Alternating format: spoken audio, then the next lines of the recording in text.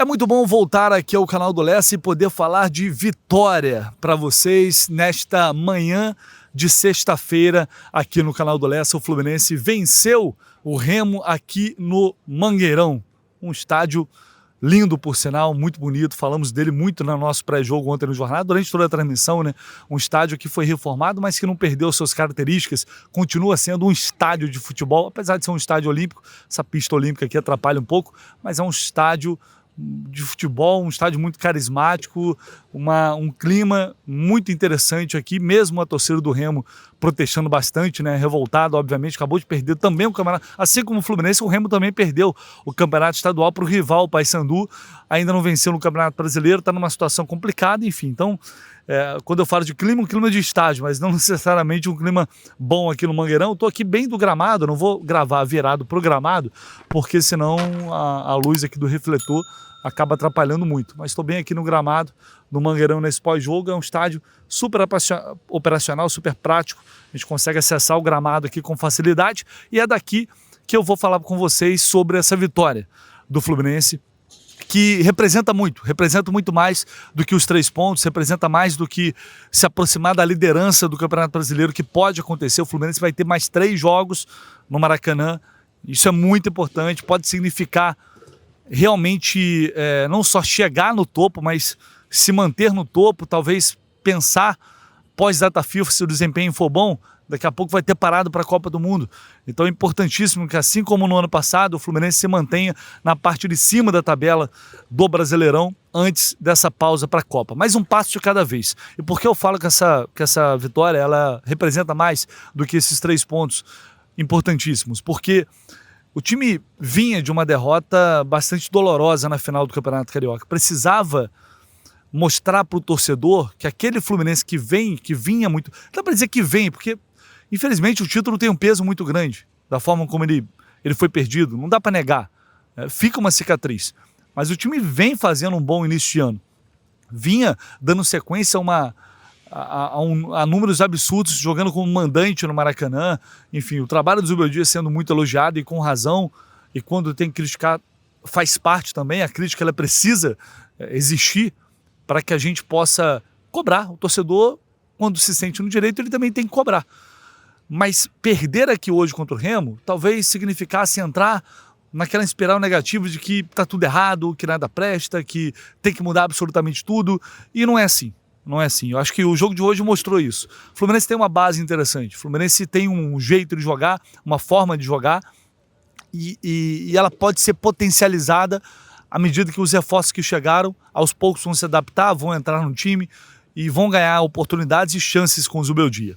E já que eu estou falando de reforços, eu começo esse vídeo falando sobre um deles, que hoje foi titular aqui no Mangueirão. No sábado eu trouxe a notícia para vocês que o Savarino iria começar como titular no lugar de Kevin Serna. Isso se confirmou e o Savarino fez um grande jogo. E aí a gente já observa uma dinâmica muito interessante e bem diferente, porque são jogadores muito diferentes. E isso para mim é o interessante desse elenco do Fluminense, que está longe de ser perfeito, pode melhorar ainda mais, claro, sempre pode melhorar, mas é interessante justamente o fato de o treinador ter jogadores com características totalmente diferentes à sua disposição. O Savarino entra no lugar do Serna e já muda a forma do time jogar. Acima de tudo porque é um jogador melhor, é um jogador mais completo. Acho que não tem muito debate. Aí daqui a pouco o Savarino joga mal, o Serna joga bem, aí volta. Tá vendo? Vocês criticam o Kevin Serna? Não é uma questão de crítica. O Serna sempre foi um jogador que oscilou demais. O Savarino ele tem muito mais futebol. Ele é muito mais jogador. Ele pode, ao longo do ano, talvez nem demonstrar isso tudo. Mas hoje a gente já viu o efeito prático disso. O Acosta e o próprio John Kennedy também sofriam muito de jogadores, de associações, de triangulações, de aproximações, de jogadas inteligentes. O Savarino, para mim, o Acosta, que é um jogador cerebral, precisava de um outro cérebro para dialogar. E nesse jogo ele já encontrou. E aí a gente viu a quantidade de jogadas que o Fluminense criou no primeiro tempo, principalmente aqui pelo lado direito de ataque, justamente com a tabela dos dois, com a aproximação dos dois. E o John Kennedy muito participativo no jogo. Um dos melhores jogos para mim do John Kennedy esse ano. Uma atuação muito boa, não só pelo gol que ele fez, mas porque ele deu sequência a praticamente todas as jogadas, né? Foi muito bem. Perdeu o gol também, perdeu, mas num todo, ele que agora ficaria pressionado com a chegada do Castillo, num todo aproveitou muito bem esse jogo de JK, sem dúvida alguma. Então a gente viu um time mais solto em campo. Foi uma atuação que até começou ali com alguns lances de desatenção, né, erros de passe, parecia que o time ia sentir o peso da derrota no final de semana, mas depois foi se ajustando, foi se acertando contra um adversário que vai brigar na parte de baixo da tabela. Não tem jeito. E aí, se o Fluminense quer se colocar como um time que vai brigar pelo título, que vai brigar lá em cima, tem que ganhar esse tipo de jogo. E hoje fez isso. O Remo é uma equipe que se defende de bloco médio baixo e sai no contra-ataque. E aí usa como referência o Aleph Manga, usa como referência o próprio Pikachu, são jogadores que têm mais qualidade para tirar o time de trás e para tentar esse contra-ataque. Foram poucas chances, né? Dá para dizer que foram alguns 2, 3 contra-ataques que se assustaram um pouco. O Vitor Bueno cabeceou uma bola que o Fábio fez uma grande defesa no primeiro tempo, foi a melhor chance do Remo. No mais, o Fluminense, depois dos 12 minutos, quando o Zubeldia inverte o lado do Canóbio com o Savarino, as coisas começam a acontecer. Uma linda tabela aqui pela direita, com o Lúcio devolvendo de calcanhar, o Savarino vai na linha de fundo, cruza, John Kennedy pivô, ajeita, Martinelli chutou. Essa foi a primeira. Depois, de novo, jogada pela direita, Savarino chuta, sai o escanteio. E aí, nesse escanteio, sai o chute do René, gol do John Kennedy. Depois o Canóbio colocou uma bola na trave. E o Fluminense ainda assim, ainda teve mais chance na reta final ali do primeiro tempo de fazer o gol, com o próprio René finalizando uma bola numa jogada lá pela esquerda, de novo com tabela do Lúcio e Savarino, e o próprio Lúcio, uma bola, um passe lindo para o John Kennedy, que ele se livrou do zagueiro, era a hora de chapar no canto do goleiro, resolveu chutar forte, o goleiro fez uma defesaça e evitou ali o segundo gol do Fluminense. Então o primeiro tempo, ele poderia ter sido já com placar elástico, de 2, 3-0, não seria exagero nenhum, não seria nenhum absurdo, mas não aproveitou a chance que criou. Aí o segundo tempo o jogo teve uma queda, não foram tantas oportunidades assim para os dois lados, nem o Fluminense criou tanto assim, mas num erro de saída de bola do Remo, o Fluminense recupera a bola, tem um chute de John Kennedy, depois a bola volta aqui pro Lúcio, e aí ele faz aquela jogada que eu já estava pronto para criticar. Cara, chuta pro gol, pelo amor de Deus, chuta pro gol. Ele cruzou não, né? Ele colocou a bola na cabeça do Canóbio, em mais uma jogada genial, em que ele é craque, é absurdo nisso. É um jogador diferente, que ele vai ter jogo que não vai estar tão bem? Vai. Vai ter jogo que vai arriscar demais e vai errar? Vai, porque ele sempre tenta uma jogada diferente, ele sempre tenta um passe mais complicado, porque é um jogador diferente, né? E quando ele acerta, amigo, não tem jeito. Se tiver quem empurre a bola para dentro do gol, vai sair gol. E aí o Fluminense ali decretou praticamente a vitória. O Zubeldia foi, depois aos poucos, mexendo na equipe e aí estreando reforços. Além do Savarino, que já vem jogando há um tempo, hoje ele estreou Castillo, que entra no lugar do próprio John Kennedy. O Alisson entrou já mais na reta final do jogo. Mas o Castillo foram mais ou menos 20 minutos em campo, participou ali de algumas jogadas, mas é muito pouco, muito cedo ainda para tirar qualquer conclusão. O jogador que está chegando agora vai se adaptar, vai conhecer os companheiros ainda, vai entrar aos poucos no time, então não tem desespero, né? Calma e tranquilidade. É importante o John Kennedy jogar bem, porque o ideal é que os dois briguem mesmo, o ideal é que tenha uma briga, porque se tiver uma briga pela posição, é porque a gente vai ter o John Kennedy jogando bem, ou talvez os dois não jogam, ou talvez os dois jogando mal, que é algo que a gente não quer, mas é importante ter essa briga, isso é bom para o time, assim como tem a briga nas laterais, assim como vai ter briga no meio de campo também, com o Alisson chegando agora, e já deu para ver uma dinâmica interessante, mesmo com poucos minutos. O Zubeldia foi mexendo, tirou o Hércules também, colocou o Otávio, que eu particularmente acho que não tinha nem necessidade de colocar o Otávio hoje. Pelo que aconteceu, eu acho que seria bom preservar ele, preservar todo mundo, mas é um jogo fora de casa, então fica mais fácil para fazer isso. E ele optou por manter o Freitas no time como titular, no time titular, mesmo com grande parte da torcida pedindo a saída dele. E aí é que eu entro num outro ponto aqui da análise, é ver como o Zubeldia vai trabalhar agora a transição, a chegada desse reforço. Para mim, o recado que ele manda e mandou na entrevista coletiva, vou até trazer um trecho dele aqui, porque eu acho que acrescenta ao debate, dele falando sobre isso, e aí a gente amarra certinho aqui para fechar. Es difícil hablar sobre posiciones puntuales. Tenés que entender que para mí es difícil, ¿por qué? Porque el equipo hoy hizo un gran trabajo, en una cancha difícil contra un rival difícil,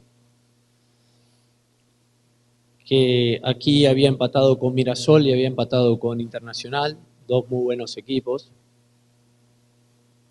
Nosotros veníamos de perder una final por penales. Entonces, para mí es más importante destacar el trabajo de equipo que estar hablando de jugadores puntuales. Vos me preguntás, mister, de los 6 refuerzos, ¿están jugando? Y sí, 4 hoy jugaron y 2 no jugaron. Más Arana ha jugado bastante. Entonces, poco a poco, vamos dándole utilidad al plantel que tenemos. Tenemos buenos jugadores.